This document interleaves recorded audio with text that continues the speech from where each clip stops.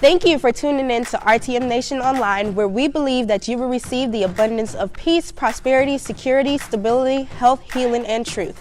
If you would like to learn more about the ministry, click the link below. Also, don't forget to subscribe to the channel. Now let's get into the message. Amen. I hope you're ready today. Yes, he had to break out the podium today. Amen. We're going to get in it. You ready? You got your notebooks ready? Your notebook, your tablet, whatever you need to take notes. Get ready, man. Get your tablets ready. Get all of that stuff ready. I think this message is packed with practicality. There's some things that you're going to have to do. This message calls for you to respond. This is not one of those, sit and get messages. This is one that you're going to have to take some notes and do some introspection and reflect on it later to make sure that you're applying it to your life. Amen. Amen. You know, that's the most important part of what we do. You know, really, none of this works if you're not applying it. None of this whole thing, none of this works if you're not doing what you're hearing. You understand that? In order for us to make progress together, everyone has to first decide that we're going to hear and do. I love that's one of my favorite new songs. Hear and do. We're going to hear and do. You got to hear and do. You got to hear the word and do the word. That's the only way that we're going to walk together. You got to hear and do. Hear and do. You understand that? You got to hear and do. Glory to God. So God is good. He's brought us to this place. We're starting a new message series titled Friends. Friends. Because we've been brought to this place where we understand that, God has started me. He's placed me in this process. I'm going to embrace the process. But one of the things I understand is that there are people in this process with me. I'm not in this process by myself. I haven't been created to be an island unto myself. But there are some people in this process with me. And I have to value the people in my process. I have to value the relationships that God has brought to me. I have to value those relationships. You understand that? All right. I have to value the relationships. So the message title for today is Value Shopping. Say value shopping. And the purpose of this message is to encourage you to identify your values. I want to encourage you to identify your own values, but then also I want you to value the people who share common like values. I know I use the word values a lot right then, and you're going to hear it many more times to emphasize its importance. The purpose of today's message is for you to begin a process of identifying your values, because the real thing that we have to get to is identifying the people who share common values. But before I can identify people who share the values that I need in order to get me where I'm going, I got to first identify my own values. You got that? Okay. So we're going to begin that process today because your values are like vehicles. Values are like vehicles. And the truth of the matter is that your values have been driving your life. Where you are today is a result of your values. Where you'll be tomorrow is the result of your values. If you're in a good place, your values drove you there. If you're in a bad place, your values drove you there. Values are important.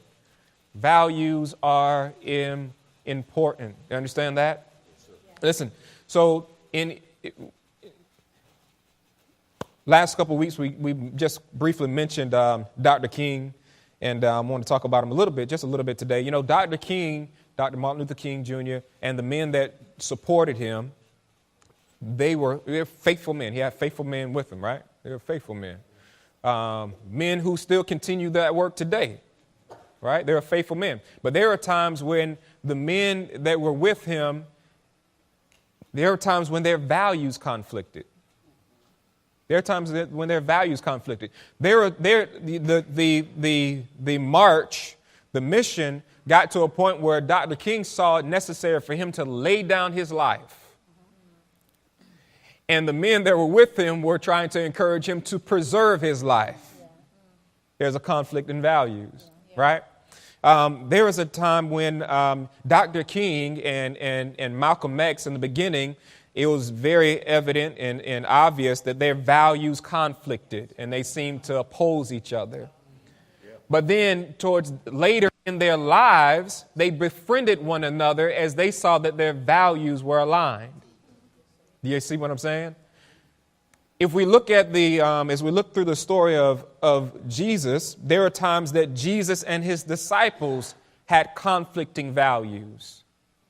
Yeah, Jesus and his disciples, at times they had conflicting values. Remember, Jesus rebuked Peter because Jesus understood that, no, I need to go to this cross and lay my life down. And Peter was like, no, over my dead body, that don't make sense. And Jesus had to put Peter in his place because their values conflicted. Peter was thinking life preservation. Jesus was thinking life sacrifice. Their values conflicted. There are other times when Jesus' values and the disciples' values conflicted, like when the 5,000 were fed. Remember that story? When the 5,000 were fed, the reason that happened, because Jesus had the people in church meeting all day.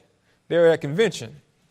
That's basically what it was. They was at a church meeting all day. He hadn't teach from all day. They'd been listening to Jesus, receiving his good word.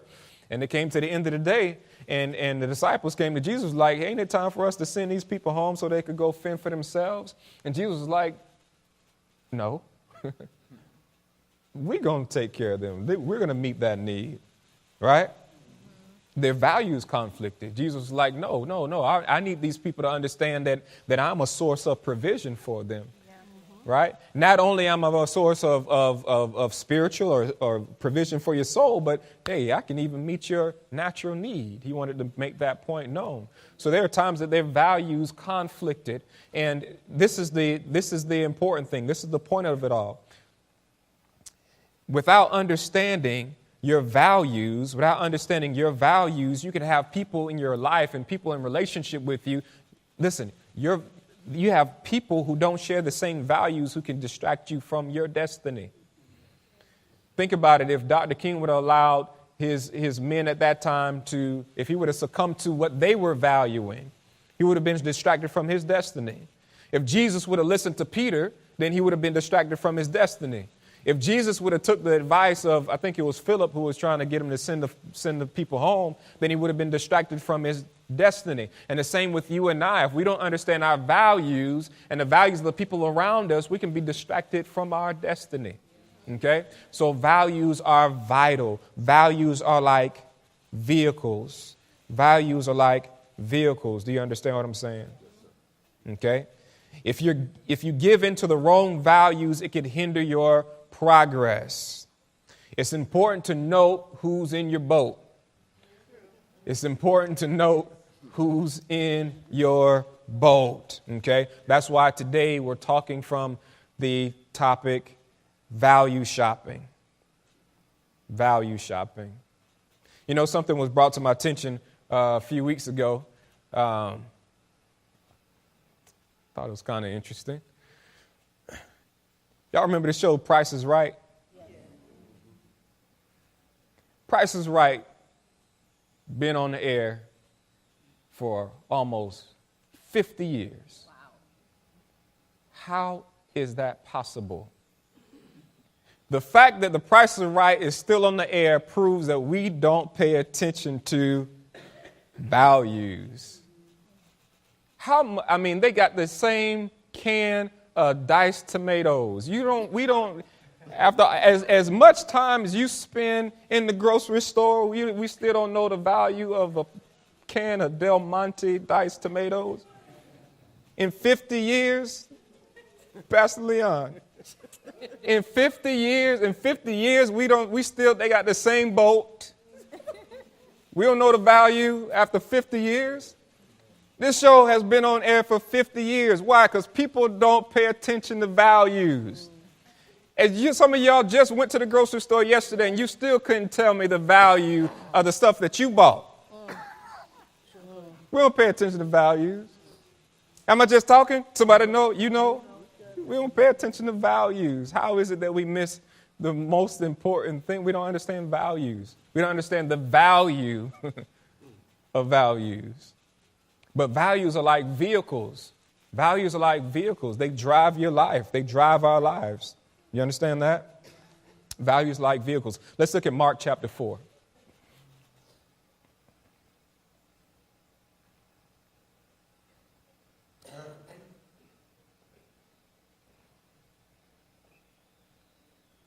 We need to understand first our own values in order to recognize the values of the people who we need in our boat. Because there are people in our process. And we have to identify who's who. We have to identify who's who. There are people in our process, but it's on us to identify who's who. Mark chapter 4, starting at verse 35, I'm going to read this. I'm going to start at read this from the Easy Reader version. Mark chapter 4, starting at verse 35 from the Easy Reader version. This is what it says. It says, that day, we've talked about that, right? That day at evening, Jesus said to his followers. Is there anyone here following Jesus? Okay. So he's saying this to us. That day at evening, Jesus said to his followers, come with me across the lake. So they left the crowd behind. They left the crowd behind. There are some people in your life today who represent the crowd. There are some people in your life today who represent the crowd. But it's up to you to be observant enough, to notice details, to observe diligently enough to identify who's who. It's on you to do. You got to notice who's who. You got to have that conversation with the Holy Spirit so he can tell you who's who. Who's the crowd in my life in this season? So it says they left the crowd behind.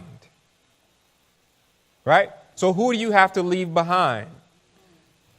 But understand this, and I know, because some of y'all thinking about people who are pretty important in your life. You think about people who you're connected to, right, by blood, and you're like, how can I lead these people? But listen, it's only for a temporary time. It's only for a temporary time. There's some people who represent the crowd in your life, but it's only for a temporary period of time. It's not forever. It's not permanent. Right? It says, verse 36, so they left the crowd behind and they went with Jesus in the boat he was already in.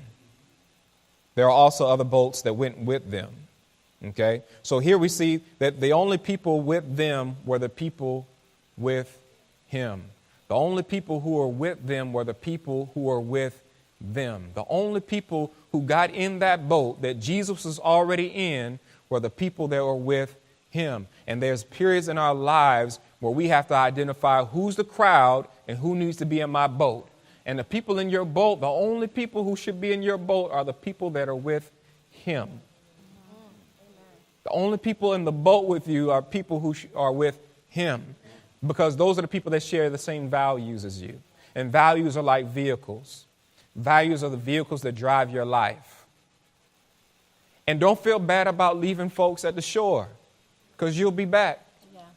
But see, understand this. Because some of y'all, you're thinking about, man, my mama need to be on the shore. I got some blood. I got some people who are pretty close to me who I need to leave right here at this shore. But don't feel bad about leaving them at the shore, because this is the thing. This is the thing. The you that stands on the shore with them is not the you that they need.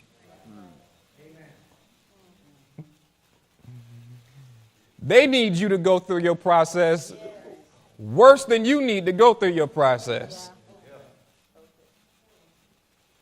Jesus didn't die for himself. Jesus didn't go through his process for Jesus. Jesus went through his process for us. So you going through your process ain't for you. You could die and go to heaven right now. You good. You going through your process is for the people that you leaving on the shore. I need to go through this process because in this process, I'm going to experience some things. In this process, I'm going to gain some resolve. In this process, I'm going to get some revelation. In this process, I'm going to see things that I hadn't seen before, experience things I never experienced before. In this process, I'm going to be built up. I'm going to be stronger. I'm going to have more definition, more clarity, more determination. I'm going to develop in all of these ways so that when I come back, when I go to the other side and come back, now I'm a better person. Now I'm able to assist you because I've been through my process. But it's on us to decide and determine who needs to be in our boat and who do we need to leave at the shore. That's what we have to do this year. Because I have a site, I have an end destination in mind. I have an expected end. I know where I'm going. I know where I want to be in December. I already determined that, right? We determined that from the beginning, right? We determined the end from the beginning. And I've spent some time daily delighting in the details of my victory so I can see myself in the end. I see myself how I want to be in the end. So because I've seen it from the beginning, I've embraced the process, but understand that if you have the wrong people in your boat, their values could distract you from your destiny.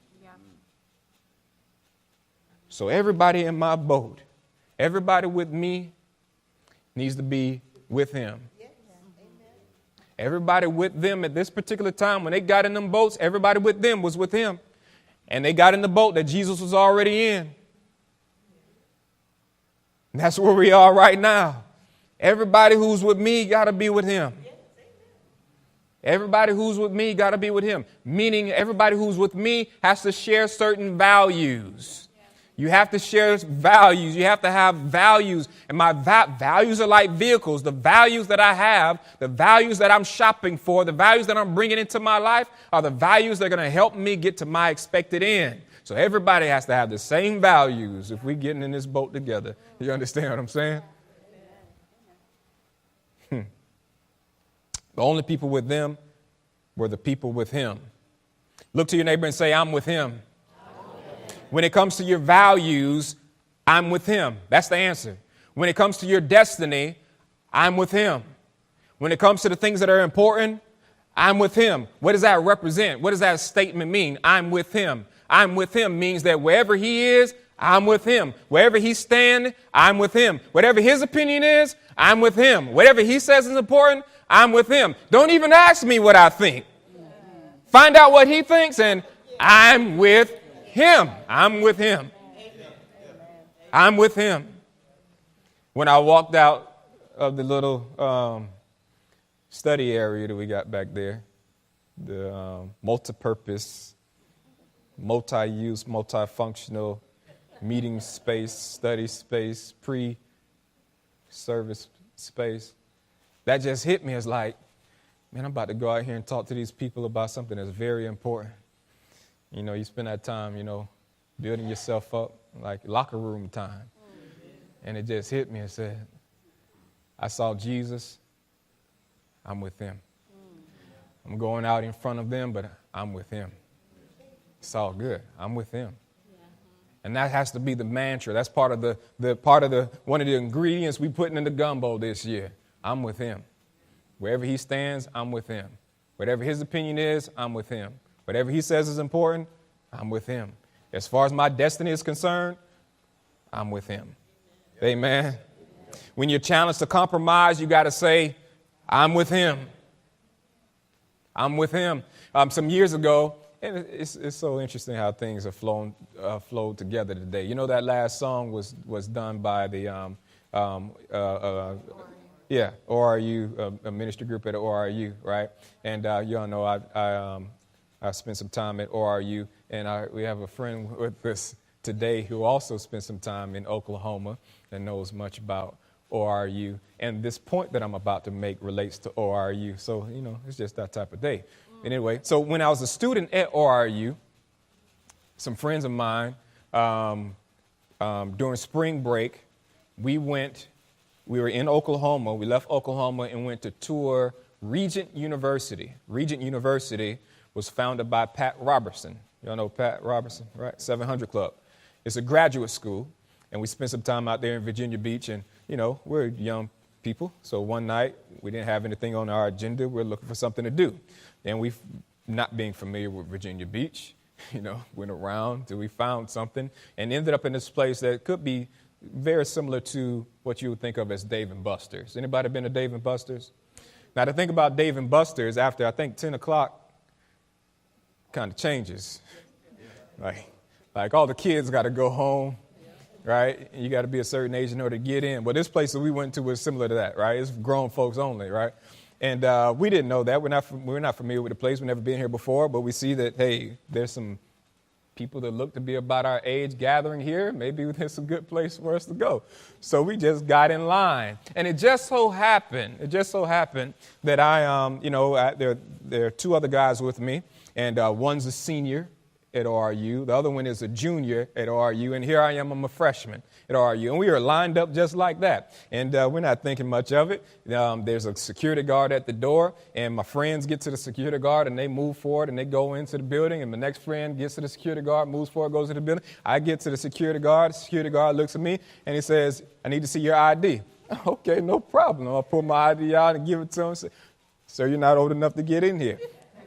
Oh, goodness, we got a problem. So, I wave my friends back, or they looking at me like, what's up, man? What's going on, man? I'm not old enough to get in. So one of my friends who, happened to be this guy. And I don't brag on guys a lot. You know how it is, guys. You ain't bragging on no dude. But I have to say that this particular guy was like that guy. I mean, this guy could talk anybody into anything. I mean, he was from New York. He's from Rochester, New York, upstate New York. That makes a difference when you're from upstate New York, right? He was the typical upstate New York individual. So we're like, man, we're stuck out here, man. We took a taxi out here. We're way out here. We don't know where we are in this place. I can't get in. And he says, calm down. I got it. And he goes over and he talks to the security guard. I don't know what he said because I'm back a little ways. He talks to the security guard for a little while. Next thing I know, I see them waving me in. I'm like, well, look at this. So I walked through the line, everybody looking at me, and all I had to say was, I'm with him. I'm with him. That was my answer for everything else that happened that night. I'm with him, right? I'm with him, Who you're with matters. Who you're with makes a difference. You understand that? All of y'all know Oprah Winfrey, right? Yeah, all of you know Oprah. Do you know Gail? Why do you know Gail? Because she with Oprah. Gail goes places, and all she got to say is, I'm with her, not a him, but you get the point. Who you're with matters. Who's in your boat with you matters. You're going to make it to his expected end for you because you're with him. I'm going to make it because I'm with him. I go to church because I'm with him. I pray because I'm with him. My values should say I'm with him. The things that are important to me should reflect I'm with him. My behavior should say I'm with him. My speech, my language, my interactions with people, everything about me should reflect I am with him. Everybody with them was with him. Who's in your boat?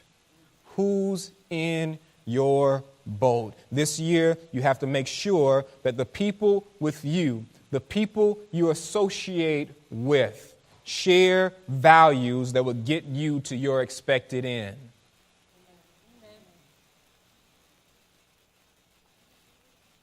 Jesus rebuked Peter because their values weren't aligned.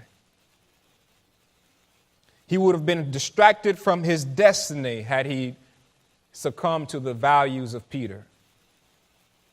How many people have been distracted from their destiny because they associate with people with different values? Jesus later restores Peter by aligning his values. Y'all know that story? Later on, after Jesus resurrects, he meets Peter on the seashore and he asks him a question. Peter, do you love me? Peter says, yeah, I love you. He asks him again, Peter, do you love me? right? Each time he responds, if you love me, then feed my sheep. What was Jesus doing? He's realigning the values. Peter, listen, because before Peter was about self-preservation. Peter's point was protect numero uno. That's why their values had conflicted before. But now Jesus on the seashore is telling Peter, Peter, do you love me? If you love me, feed my sheep. If you love me, feed my lamb. If you love me, take care of the people. Understand that my value, I did everything that I did for them. So Peter, if you're with me, then we have to value the same thing. He realigned his values. Now we can be in the same boat. Our values are aligned. Do you understand what I'm saying to you? Everybody in your boat has to have the same values. How do you identify your values? How do you identify your values? Listen, your behavior reflects your values. Your behavior reflects your values. There's no way around it. There's no arguing it away. There's no talking it away. Your behavior reflects your values. Your habits and the cycles and the patterns of your life indicate your values. The way that you recognize your values is by paying attention to what you do repeatedly. One of the easiest ways to identify your values is to notice when you're back in the same place. And time goes on and you end up back in the same place. That is a ding, ding, ding. There's something you value that has brought you back here. Oh, goodness, this is where it gets tight. I can say I value peace. I can say I value peace, and peace is a good thing to value. But if I find myself in constant conflict, then there's something that I value greater than I value peace. Maybe it's expression. Maybe I say I value peace and peace in relationships, but my dominant value is self-expression. So even when I get into relationships, I want to express myself, and it ends up being a conflict, and I fall out of peace. Why? Because I valued self-expression. But then what you need to determine is which one of those values are going to get you to your expected end. I can't say that in the end, I'm going to have good relationships and everybody going to lovey-dovey with each other and we're going to be tight and ace boom coomin', right? If that's the end that I expect, if I expect to be in tight relationships, but my dominant value is self-expression going to get me to my expected end? No. So what do I need to do? I can still value self-expression. Self-expression is an important thing, but it cannot be my dominant value in this situation. Right. Do you understand what I'm saying? Yeah. I've shared, as a leader, I've had to look at what I value. Because as an individual, as a person, I value things that won't get me to my expected end as a leader. As an individual, me and my personality, my makeup, I would rather be at a distance. I'd rather be at a distance. I'm the type, I just want to sit and watch everybody and think about why you did that and analyze stuff. And I don't really need to talk to nobody. I just want to sit and think and watch and people watch. And just let me be the fly on the wall. And that's me. Leave me to my thoughts. But is that going to help me accomplish my goals as a leader? No.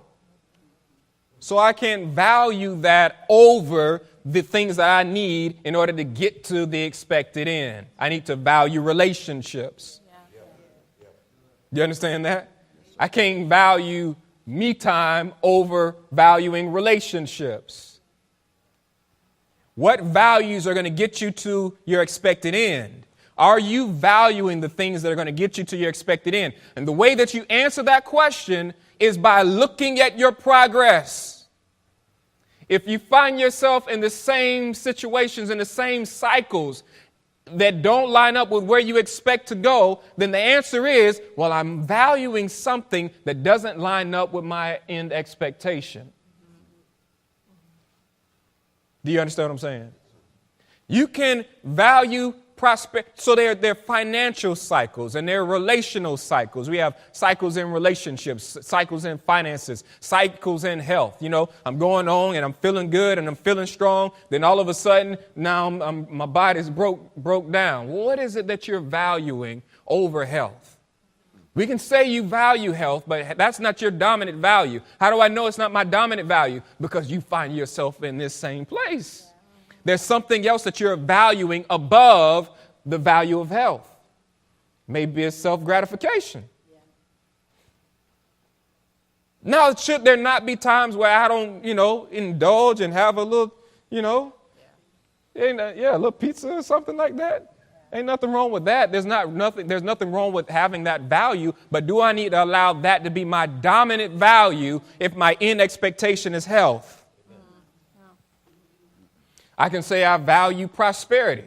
I value prosperity, but I find myself in this financial cycle where I'm back at insufficient. Well, how does it keep happening that you value prosperity, but you find yourself back at insufficiency or not enough? Because there's something that you value higher than you value prosperity. Amen. And the proof of it is, look where you are. Yeah. There's something that you're valuing that's not taking you to the end that you expect. If I identify what I value, then I can make a decision what value needs to be dominant to get me where I really want to go. That's a work that we got to do. That's a work that we have to do. Our behavior reflects our values.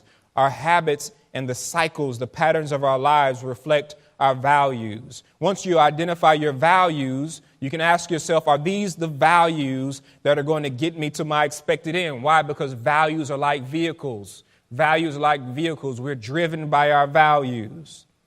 Do you understand that? All of us would list good things to value, but our behavior shows what we really value. Okay, a good place to see this is in the life of Israel. Let's look at Jeremiah chapter 33. Familiar passage of scripture for those of you that have been at Revealing Truth Ministries for a while. Jeremiah 33 gives us some good values. If you're wondering, what should I value? What things should I value? Jeremiah 33 gives you some good things to value. We're going to look at this from an amplified version. You know, I should value things like peace, prosperity, security, stability, health, healing, and truth. Those are great things to value. Amen or amen? Amen. Amen. Now, if we had the ability to call ancient Israel to the stage, and if we asked them, hey, Israelites, what do you value? They would have listed these things. They would have listed, we value God. We value peace. We value freedom. They would have listed those things just like we would list some good things that we value. But then what the scripture is going to show is that if we look at their behavior shows that they had other values. Let's start at verse 6. It says, behold, in the future restored Jerusalem, I will lay upon it health and healing, and I will cure them and will reveal to them the abundance of peace, prosperity, security, stability, and truth. All of those are good things to value. These are things Israel would have said they value, just like there's some good things that we say that we value. But as we continue to read, we'll notice that their behavior doesn't align with these values. Look at verse 7, and it says, I will cause the captivity of Judah. I will cause the captivity of Judah. Now, here's a people who would say that they value freedom. However, they find themselves captive. They will say they value freedom, but they find themselves captive. The behavior is a reflection of what you really value. And it says, and the captivity of Israel, God comes in and says, I will cause the captivity of Judah and the captivity of Israel to be, what's that next word? Say it again. I will cause it to be reversed. And I will, what does that word say? Rebuild them as they were at first. Say reverse. Say rebuild. If he has to reverse and rebuild, that means they were once in that position. They were once in a place that they would want to be. They were once in the ideal place. You don't nothing unless you were, right, teacher? Right? It means to do it again, right? So if he's having to reverse it or rebuild, means that at one point in time they were built up. One point in time they were free. One point in time they had peace, prosperity, security, stability. All of these things were a part of them at one time. And the truth is, if they valued it, they would have remained there. But the fact that he has to reverse and rebuild, it shows that there are other things that they valued. They didn't value what got them there. They didn't value prayer. They didn't value praise. They didn't value sacrifice. And because of it, their values drove them to depravity and oppression, because values are vehicles. In verse 8, it says, and I will cleanse them from all the guilt and iniquity by which they have sinned against me, and I will forgive all their guilt and iniquities by which they have sinned and rebelled against me. What is that? What is he saying? He's saying they were in this place of prominence, but what they really valued, the things they really valued, the things that didn't have anything to do with worshiping me, the things that didn't have anything to do with serving me, the things that didn't have anything to do with sacrificing to me, those values drove them to this captivity. And now they're in a position that doesn't align with their expected end because of the things they really valued. Do you understand that? Values are like vehicles. Values are like vehicles. Your behavior has to align with your values. If you value the things of God, then your behavior should reflect it. If you value peace and prosperity and security, stability, health, healing, and then your behavior should reflect it. If you value relationships with people who share these same values, then your behavior will reflect it. You understand that? If I value people who share those values, then my behavior reflects it. Y'all ready for me to get in your business? If I value people who share those values, and I say that those are the values that are going to get me to my expected end, then it should be reflected in my behavior towards those people who value those things. So I should be found spending time with those people who value those things. Do you understand that? See, when I noticed, I looked at this value lesson, and it reminded me some things. And, so even and I might talk about this again later, but even as a behavior coach and in the elementary schools, I would, when working with teachers, I would help teachers, or at least attempt to help teachers find value in their students by helping them take the labels off. We'll talk about that more later. But I felt that it was necessary for me to, if I can help you see this person in a different way, then you can see the value in the relationship. And for students, I would do the same thing for the student. So I have a student, cutting up in class, whatever. I would get this student and I would try to help this student see their teacher in a different way. By simply, what do? We start with the end in mind. You start with the goal. What is your goal? What do you want to do? And I know for my teachers in here, this, the application is much more difficult than philosophy. And it takes some work. But philosophy is a good place to start. So I grab that little boy and say, well, what's your goal? Don't you want to be, you in the third grade now, you want to make it to fourth grade? That's the end that you expect? Well, then that lady right there is here to help you make it there. But the point is to help them. If I see you as a person in my life that's going to help me make it to my end, then my value for you changes.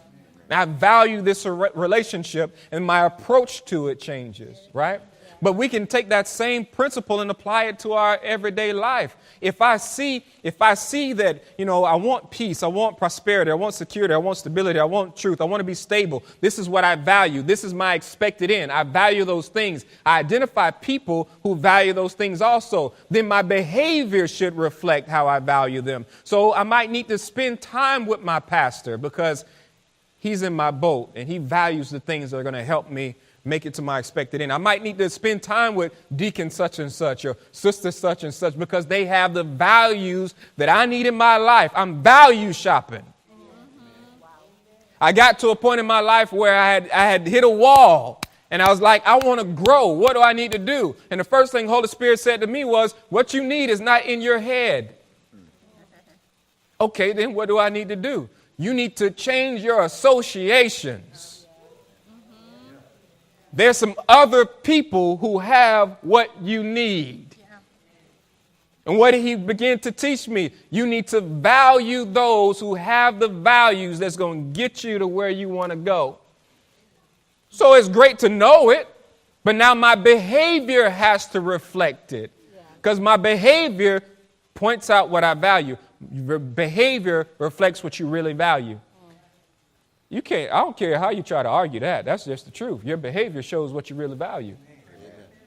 So then, okay, I see these people. He pointed out some people. Okay, they value the things that I need to value in order to get me to my expected end. So now knowing it's one thing, doing something about it is a totally different thing. Now my behavior needs to reflect it. So I can start with a phone call. I'll make that phone call and I'll tell them exactly what I told you. Can we meet? Can we have lunch? Can we go out? Where are you going to be? You having what meeting? I'm going to be there. That was a part of my even, to the best of my ability, following Pastor Paul around. I knew that man's got the answer for me in his mouth. If he's speaking, I need to be there. So I made it my goal to be there. My behavior had to reflect my values. If I think he has the answer for my life, then I need to be where he's speaking. If his mouth is open, I want to catch the spit. I want to catch it every time. If I value what he values, I need that in my life to help me get to my expected end, then my behavior has to reflect it. So I need to be where he's speaking. I need to read the book. Your behavior reflects your values. Behavior reflects your values. Don't tell me that you value something, but you have no behavior that reflects that you value that thing. No, you value something else. Oh, Jesus. I told you, Leo. I told you, man, this was the one right here. Your behavior has to align with your values. If you value the things of God, then your behavior should reflect it. If you value peace and prosperity, then your behavior should reflect it. If you value relationships with people who share these same values, then your behavior should reflect it. Your behavior has to reflect that you value relationships with people who will help you get to your expected end. After declaring the end from the beginning and after engaging in the process, your next step in arriving to your expected outcome is valuing the people in your process. You got to go value shopping. You got to go value shopping. Don't tell me that you want to be the principal, but you have no relationship with principals. You need to go value shopping. Right? Apply it to any area of your life. You need to go value shopping. Before my wife and I got married, as we were dating, we spent time with married people. They've been married for a long time, right? They must have some values that we need to have. Need to identify those relationships. I need you in my boat. Let's look at this in Luke chapter 16, verse 9. Read this from the Easy Reader version also. Luke chapter 16 is the story of the unfaithful steward. Most of you are familiar with that story, right? The unjust steward, the man who was caught stealing his master's money or misusing his master's money. And at the point of being caught, he figures out a strategy on how to, get himself positioned better. What I want to point out from this story is how his values changed. He goes into the beginning of the story. The picture is painted of a person who values money. He values the attainment of money. That's why he's doing what he's doing. That's why he's cheating and stealing and skimming some off the top, because he values money. But when he's busted, when he's caught, the money is not going to get you out of this, buddy. Right? So what happens? Then he realigns his values. And he's wise enough. Jesus even calls the man wise. His master in the story, in the parable, calls him wise. The wisdom is that he found out what was really worth something. This money got me in trouble. What's really important is relationships. So I'm going to make deals with all the people who owe my master some money so that Jesus comes back and says, well, let's read it. You got it? Luke 16, verse 9. Jesus comes back and he narrows it all down to this. He says, I tell you, use the worldly things you have now to make friends for later. Jesus is telling us how to align our values. Value relationships over things is what he says. He says, use the things. This is Jesus after the parable. After the story is told, Jesus looks at his disciples and he's telling them, and he's telling us, Jesus looks at his followers and he's saying, use things. Use the things of this world to value relationships. Use things to value people. Then when those things are gone, you'll be welcomed into a home that lasts forever. Do you hear what I'm saying? He says when the things are gone, because you use things to show that you really value relationships, when the things are gone, you'll have relationships that last forever. Another translation that's more popular to you says that when your money fails you, it says use money to show that you value people, so that when the money fails, you can enter into an everlasting habitation. You can enter into everlasting households. You can enter into families that last because you use things to value people. You understand that? Use things to value people. From the Passion Translation, it says this. It says, it is important that you use the wealth of this world to demonstrate your friendship with God by winning friends and blessing others. Use the wealth of this world to demonstrate your friendship with God. So your wealth or your things should reflect your value of God by winning friends and blessing others. Then when this world fails and falls apart, your generosity will provide you with an eternal reward. My behavior aligns with my values. My relationship aligns with my values. My values align with my expected end. I'm going to say that again. My behaviors align with my values. My relationships align with my values. My values align with my expected end. My values align with my expected end. At the end of the day, when you boil it all down, everything that I do reflects that I'm with Him. I'm with Him. I stand on His platform. I stand on His opinion. I'm with Him. My values are vehicles that will take me to my expected outcome. Amen? Yeah. Amen. Amen. Stand on your feet. We pray that today's message was a blessing to you. If you would like to help us further expand the vision, simply text the word GIVE-RTM to the number 41444 or visit us online at www.revealingtruth.org. Now remember, Jesus loves you.